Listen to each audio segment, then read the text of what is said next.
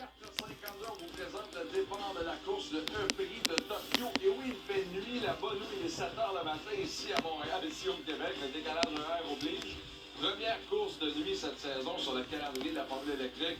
À mes côtés, Bertrand Godin. Bertrand, salut. Hey, salut Max. Eddie Calip, ça a été intéressant. Jake Dennis a été impérial à son dernier tour. Ah oui, vraiment, c'était tout un duel avec Mortara et puis Denis. Parfait pour aller battre le record du tour. Très rapide. Et c'est un circuit qui, là, lorsqu'on le fait en duel, un contre un seul, ce n'est que si bien. Mais avec beaucoup de voitures en piste, il y aura de l'action à Tokyo. Justement, on vous présente ce circuit-là. On en fait le tour avec Bertrand. Oui, un circuit fort intéressant, 2,5 km, 10 et quand même beaucoup d'endroits où on peut tenter des manœuvres de dépassement. Déjà dans le virage numéro 1, cet enchaînement gauche-droite où on pourra tenter d'infiltrer sa voiture pour gagner ce long virage à gauche, le virage numéro 4 où on va avoir le mode attaque. Ensuite, un autre enfilade pour une longue accélération, virage numéro 9. Extrêmement rapide, un peu bosselé aussi. Et lorsqu'on arrive dans cette portion 10-11, on a vu quand même Muller toucher le mur. Une autre zone de dépassement dans le virage numéro 15. Et là, c'est là vraiment que ça se complique là, pour vraiment un circuit qui va nous donner beaucoup d'action. D'autant plus que c'était pas facile avec les températures de pneus. J'ai hâte de voir avec une piste en dégression de température qu'est-ce que ça va donner. Alors, Tugulovic et Zane Maloney, 20 et 19, Marty et Di Grassi, 18 et 17, Evans et Rowland, 16 et 15, respectivement.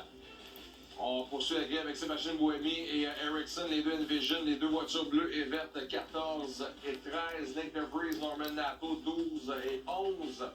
Donc, on se transporte sur le top 10 de cette grille. Ce sera tellement intéressant, ce scénario de nuit.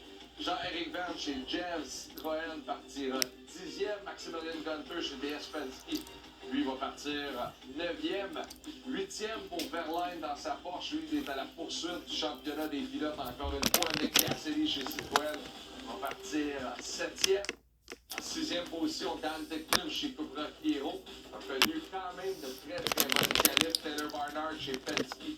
Le jeune pilote va partir 5e. 4e, Nico Müller chez Porsche. En qualification de régler la voiture d'Acosta chez Jaguar part 3e.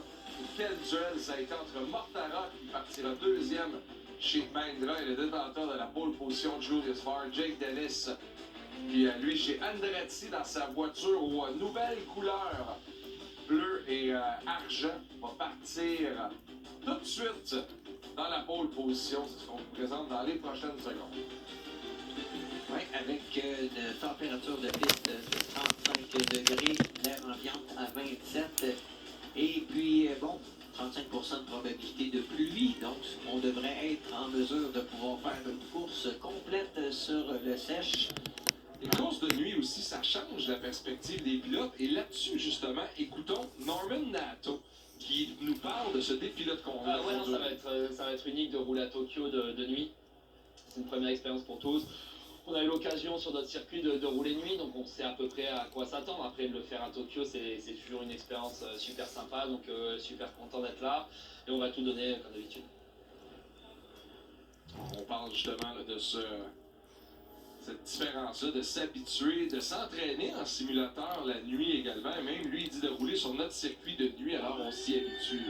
Oui, c'est certain que le jeu d'ombre peut nous emmener à faire quelques erreurs, quoique on le sait en course, le rythme est beaucoup plus lent, quoique le fait d'être en peloton, c'est une difficulté quand même assez gigantesque. Il faudra probablement attendre quelques secondes là, que cette fumée de pneus se dissipe, permettre une bonne visibilité, parce qu'on sait l'enchaînement virage numéro 1 et 2, ça peut être assez critique. C'est qu'il n'y a pas de course au départ, quoique on veut toujours essayer d'améliorer son sort pour ceux qui sont en milieu de peloton. Alors, Tugulovic en fond de grille.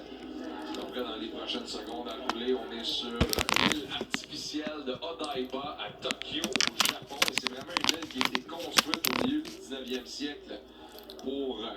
il érigé de petits forts pour protéger Tokyo en cas d'attaque. Et là, aujourd'hui, on en a fait vraiment là, la terre du plus grand site de convention au Japon. Et on va rouler à Tokyo. C'est le E-Prix de Tokyo. Première manche. Bonne course, mesdames, messieurs.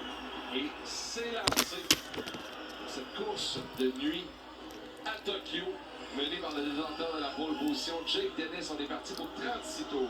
Oui, Dennis qui est allé se positionner là, de façon à protéger sa première position, alors que Mortara lui suit. Oh, on a un beau duel entre Miller et Barnard. Là, les deux, on a réparé du côté de la voiture de Muller qui a été fort endommagée là, lors de la demi-finale.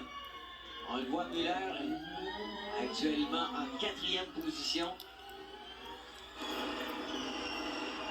Donc, Malone est 10 secondes, stop and go, pénalité. Alors on joue quand même assez sécuritaire, là, surtout dans cette enfilade où on ne peut pas passer à deux. Non, on n'aura pas le choix de se lâcher à un certain moment. De prendre une décision, justement. J'ai hâte de voir comment Dennis va gérer le rythme présent. Je trouve qu'il a été assez dynamique là, pour utiliser cette expression là, dans le premier tour. C'est pour ça qu'on voit quand même un détachement là, entre Dennis, Mortara sur Dacosta, Barnard, TikTok, Cassidy, Verlaine et Goodcar qui suivent dans l'ordre.